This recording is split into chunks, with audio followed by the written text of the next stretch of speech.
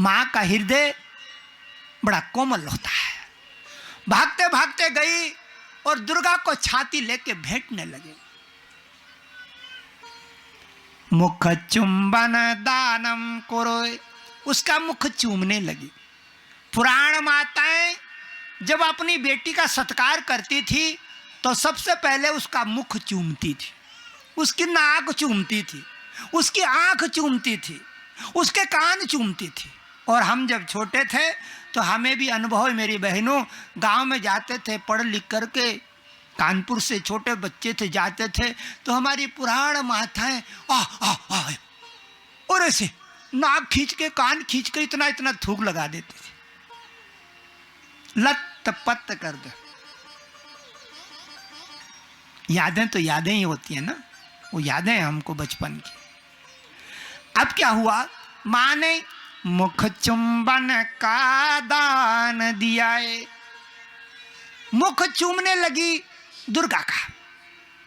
मुख चूमने का मतलब होता है कि इस मुख से मीठी मीठी बाणी बोल, मुख से कड़वे बोल न बोल, मुख से कड़वे बोल न बोल, मुख से कड़वे बोल न बोल, मुख से कड़वे बोल न बोल। अरे बोल तो बोल मीठा बोल, बोल तो बोल मीठा बोल। इसलिए छोटी बच्चों के मुख चूमा जाता है,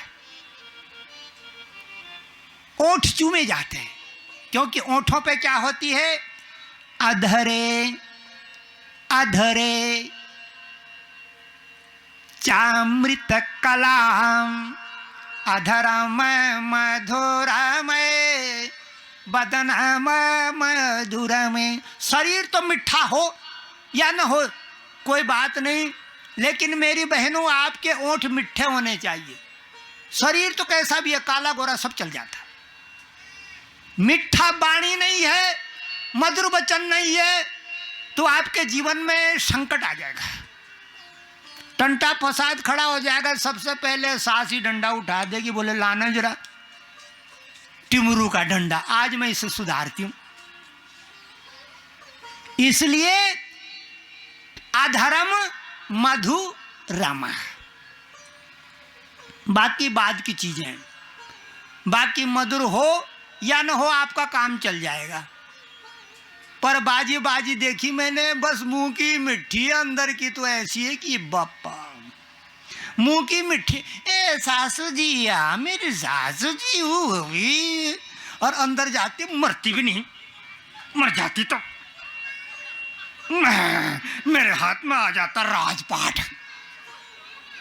और बाहर मेरी सासू, गुरुजी लंबी उम्र हो जाए मेरी सासू की, 100 साल जिए।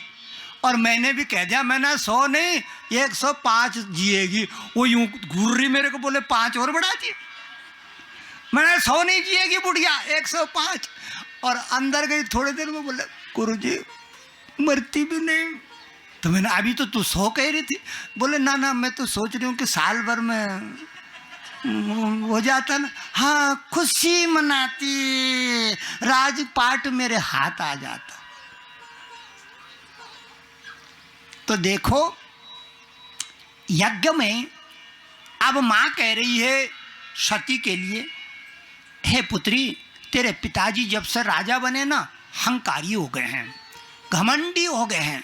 मैंने उनको कहा मेरी कन्या को भी बुलाओ, इतना बड़ा यज्ञ हो रहा है, राजा महाराजा आए हैं, दूर दूर के मेहमान आए हैं, देवता विराजमान हैं। मेरी सती बेचारी कैलाश पर्वत पहाड़ में कलप रही होगी, उसको बुलाना चाहिए। तेरे पिता ने मेरी एक नहीं सुनी, लेकिन मैं तेरे को भूली नहीं हूं।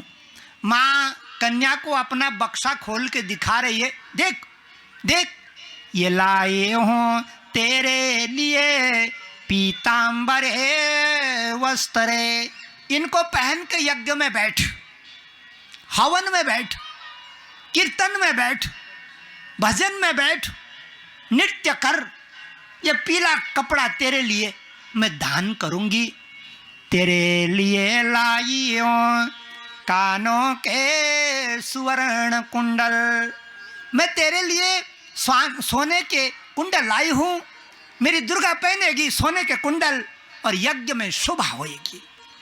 मैं लाए हूं तेरे लिए हाथों के स्वर्ण कंगने, हाथों की अंगूठियां, कमर की कर घनी, नाक की नथनिया, तेरे लिए लाई हूं, दान करूंगी सजाऊंगी। और माँ जब अपनी बेटी को सजाती है ना तो बहुत खुश होती है। कभी भी ध्यान रख लेना, माँ जब अपनी बेटी को सजाती है अंदर से फूल जाती है। ओह क्या दे दूं, क्या दे दूं, आज कलेजा निकाल के दे दूं, ऐसा सोचती है। आज क्या दूं? माँ कहती है आज मैं सब कुछ दे दूंगी। अपनी सती को पीला कपड़ा पहन के, सोने के कुंडल लगा के, कानों में सुवर्ण हार, यज्ञ में बैठेगी, शोभा हो जाएगी, मेरे यज्ञ की शोभा हो जाएगी। कन्या आ गई है और कन्या के आने से आधे रोग कटते हैं। कौन कह रही? मां कह रही है। कन्या के आगमन से संकट विलीन। सती कहती मां सो बात तो ठीक है, लेकिन मैं थोड़ा पहले पिताजी के दर्शन करना चाहती हूं। यज्ञ मंडप पे चली गई। यज्ञ मंडप पे होम हो रहा था। बड़े बड़े संत ऋषि महात्मा हवन में बैठे थे और क्या कह रहे हैं? प्रातः प्रातः सोमनस दाता, सायं सायं गृहपतिरनो अग्नि स्वाहाय। अग्नि देवता का नाम ले रहे हैं।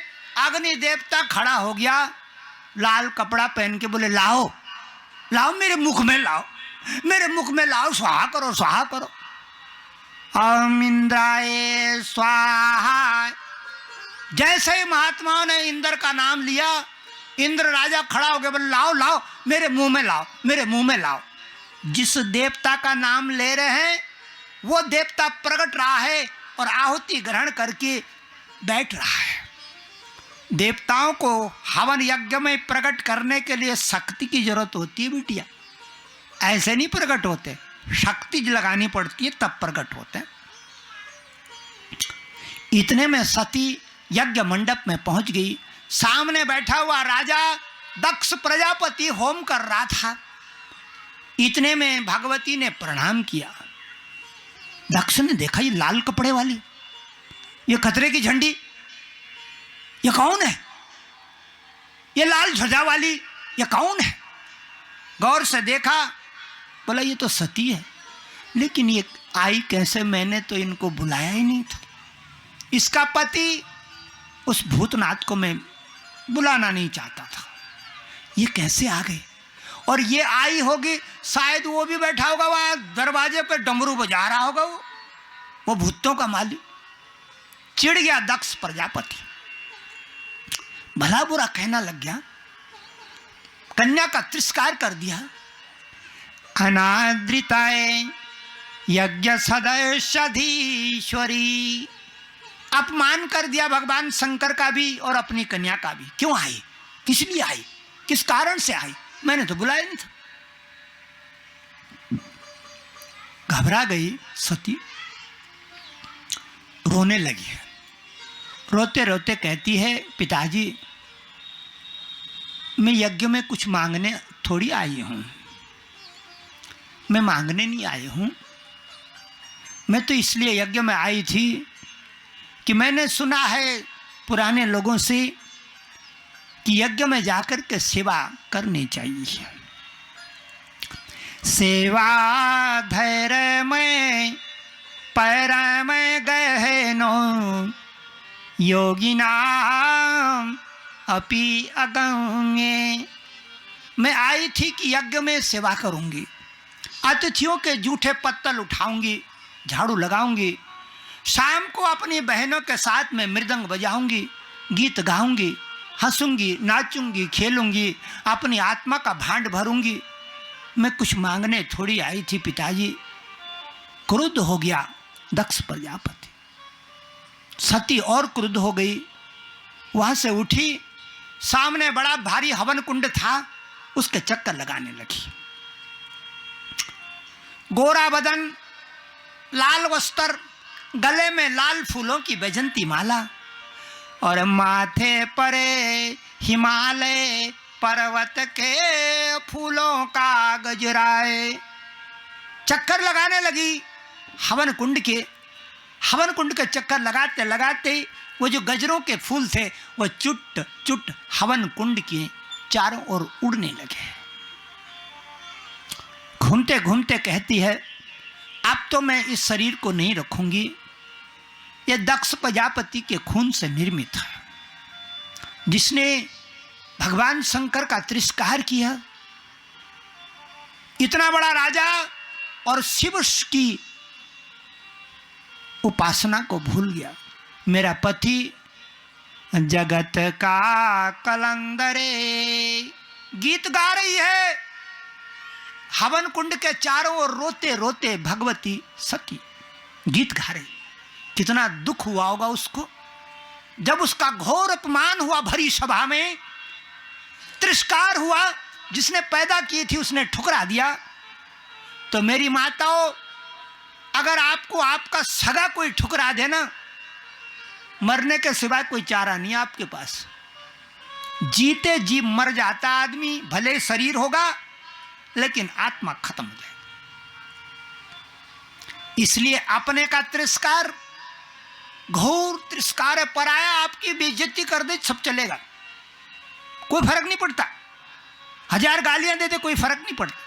लेकिन आपके घर का, जिससे आपका रक्त का रिश्ता हो, माता पिता गुरु देवता भाई बंधु रिश्तेदार नाते जो खून के रिश्ते में आते हैं, अगर वो आपका तिरस्कार कर दे, भरी सभा में आपको बाहर निकाल दे धक्के मार मार के, तो बहुत बड़ा अहित हो जाए। सती कहती है, धिक्कार है उस आदमी के लिए जो ना समझे शिव तत्व को। मेरा पति तो जगत का कलंदर, मेरा पति तो विद्याधारी शिव है, मेरा पति तो विद्याओं का सागर है, मेरा पति तो प्रेमी है, दूसरों को बांटे प्रेम की गंगा। मेरे पति के माथे पे प्रेम की गंगा है, दूसरों को बरसात कर दे नहला देते हैं। मेरे पति के माथे पर चंद्रमा है शीतलता का, जो भी उनकी शरण में आता है वो शीतलता में नहा जाता है, जो भी उनके पास में आता है वो गंगा में नहा जाता है। ये कलंदर की लीला है। धिक्कार है राजा दक्ष प्रजापति को, शिव तत्व को नहीं समझ पाए। और इतना कह करके अस कहे जोग अगनी तनु जाराए, हाहाकार भयो सकल मखे। इतना कह करके भगवती ने छपाक से जलती हुई चिता में छलांग मार दी। धुक धुक धुक करके आसमान पर लपट उड़ने लगी। देवता अपने स्थान से खड़े हो गए। देवता खड़े हो गए। इंद्र राजा कहता, ये क्या हुआ, ये क्या हुआ, ये तो पाप हो गया, ये तो अनर्थ हो गया, दक्ष प्रजापति की मौत निश्चित है। इंद्र कह रहा। कुबेर वरुण यम सारे खड़े हो गए और खड़े होकर, मां तूने ये क्या कर दिया। ज्वाला में बैठ गई, ज्वाला में अपने शरीर का स्वाहा कर दिया। बहुत रोने लगे देवता और सारे देवता स्तुति करने लगे, हे दुर्गा, हे भवानी, हे जगदम्बाए, हे राक्षसों का संहार करने वाले। अरे देखो देखो देखो, वो आग की लपट में रूप बदल रही है। कभी 2 हाथ, इंद्र कहता कभी 2 हाथ बना रही, कभी 4 हाथ बना रही, कभी 8 हाथ बना रही, कभी 18 भुजाएं बना रही, और कभी सहस्त्रे भुजी मंडिताए, हजार हाथ वाली देवी जागे। अपना रूप बदल रही है। देवता कह रहे हैं इसी ने पुराने जमाने में शुंभ निशुंभ नामक दैत्य का संहार किया था, इसी ने मारा था धम्रलोचन को, इसी ने मारा था चंड मुंड को, इसी ने दुर्गम नामी